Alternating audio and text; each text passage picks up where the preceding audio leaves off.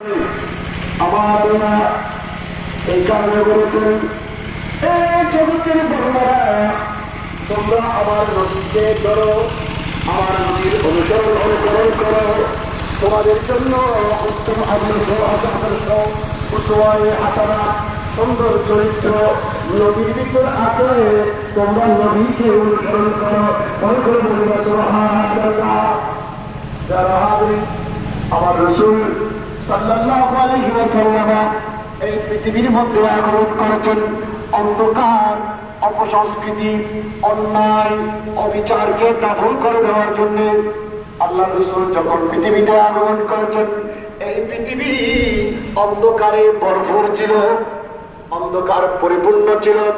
আল্লাহর নবী সরকার মুস্তাফা সাল্লাল্লাহু আলাইহি ওয়াসাল্লাম পৃথিবীতে যখন এসেছেন, অন্ধকারে ভরপুর ছিল, আইয়ামে জাহিলিয়া ছিল। মানুষ মানুষকে চিনত না, মানুষ মানুষকে মারতে করত না। বিশেষ করে নারীদের উপরে জিনিসগুলো চালানো হতো, নারীদের